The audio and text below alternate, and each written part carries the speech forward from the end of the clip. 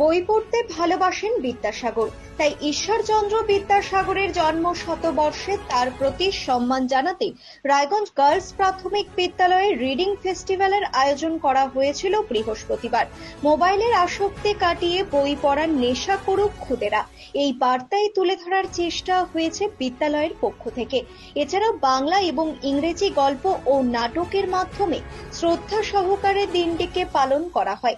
বিদ্যালয়ের দায়িত্বপ্রাপ্ত প্রধান শিক্ষক গৌরাঙ্গ চৌহান জানান, এ ধরনের কর্মসূচির মধ্য দিয়ে ছাত্রছাত্রীদের পড়ার প্রতি আগ্রহ বৃদ্ধি পাবে। রায়গঞ্জ গার্লস প্রাথমিক বিদ্যালয়ে পণ্ডিত ঈশ্বরচন্দ্র বিদ্যাসাগর মহাশয় 204তম জন্মদিবস আমরা শ্রদ্ধা সহকারে পালন করলাম। বিদ্যাসাগরের বই পড়তে ভালোবাসতেন এবং আমাদের আজকের অনুষ্ঠানের মূল মেসেজই যেটা ছিল হলো যে no mobile, we read books for wisdom. জ্ঞানের বিস্তারের জন্য আমাদের বেশি বেশি করে বই পড়া দরকার। তাই জন্য ওনার জন্মদিবসে, বিদ্যাসাগরের জন্মদিবসে রায়গঞ্জ গার্লস প্রাথমিক বিদ্যালয়ে আমরা রিডিং ফেস্টিভ্যাল করলাম।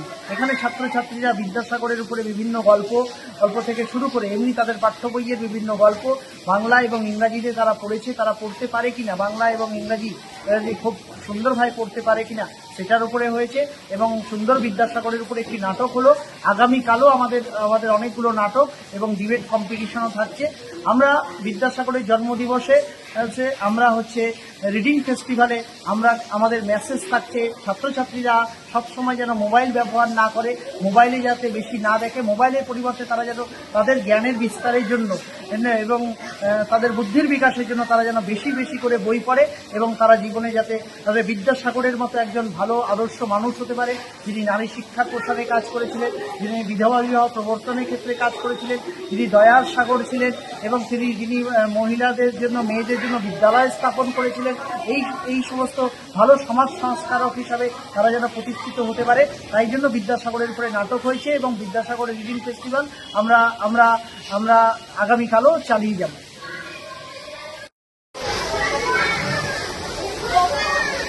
হ্যাঁ বাবা, রাস্তার ধারে এই পাটনা বাটার শিল্পতে দেখেছি। কেন? ওটা পাটনা বাটার শিল নয়, ওটা মাইটোন। ইংরেজিতে মাইট মানে হচ্ছে আঁকড়, টোন মানে পাথর। প্রত্যেক আঁকড় অন্তর একটা করে পাথর সরকারি লোকেরা খুঁজে রেখেছে, যাতে লোকেরা বুঝতে পারে এখান থেকে কোন টাকা কত নেই। এটাকে কি অঙ্ক লেখা আছে বাবা? ওটা 19। তাহলে এটা ইংরেজির 1 আর এটা 9। এই 10 এসে গেল বাবা। শূন্যটা ঠিক যেন বাংলার শূন্য। আমার ইংরেজি সংখ্যা সব শেখা হয়ে গেল বাবা। কি বলবি? একবার? হ্যাঁ বাবা। আচ্ছা, দেখা যাবে তখন। ওরে রামা, ছেলেটা অনেকক্ষণ থেকে হাঁটছে, একবার ওকে কাঁধে বলা হচ্ছে।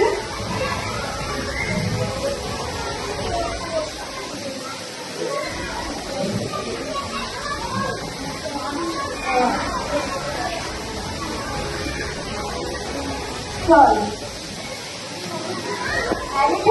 কলকাতা আসছি, থাকতে পারি তো? মন কেমন করবে না? না, ঠাকুমার জন্য মন কেমন করবে বাবা?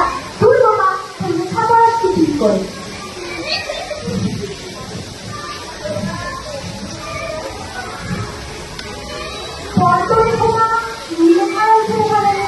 এটাতে ভুল লেখা আছে বাবা, এটা হবে নয়, লিখেছে আম। তবে ওরাও ভুল নাকি? 9 নাম্বারটা তখন পার হয়ে আসি, তখন তো বাড়ির কথায় ভুল লিখেছিলাম, তাই তুমি দেখতে পাচ্ছি। চল। মা, তোমার কি হয়? শরীরা অনেকদিন ধরে তুমি শরীর খারাপ হয়ে আছে? ও কিছু না, কয়েকদিন ধরে একটু জ্বর আসছে।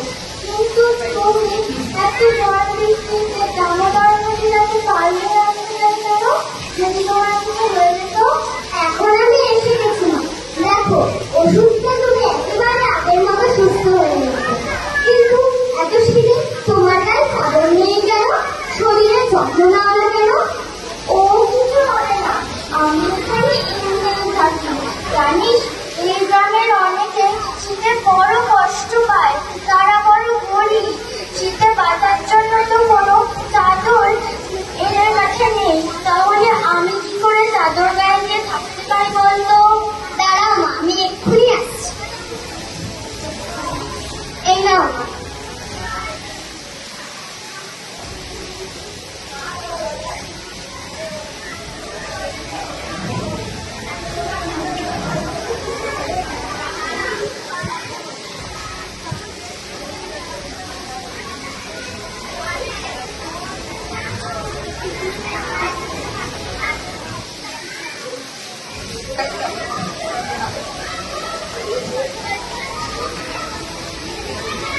এই মেয়েরা, তোমরা এই স্কুল টাইমে পথের ধারে বসে ধুলোর মধ্যে খেলছো কেন? তোমরা পড়াশোনা করো না? না, আমরা সারাদিন শুধু খেলি। সে কি, ছোটবেলা থেকে যদি পড়াশোনা না শেখো তাহলে সে ভালো মানুষ হবে কি করে? তোমরা স্কুলে পড়াশোনা করো না? সেই কবে আমি মেদিনীপুর গ্রাম ছেড়ে কলকাতায় পড়াশোনা করতে এসেছি। এখন আমি কলেজে পড়াই। আমাদের মেয়েদের কোনো সুযোগ নেই, তাই আমরা পড়াশোনা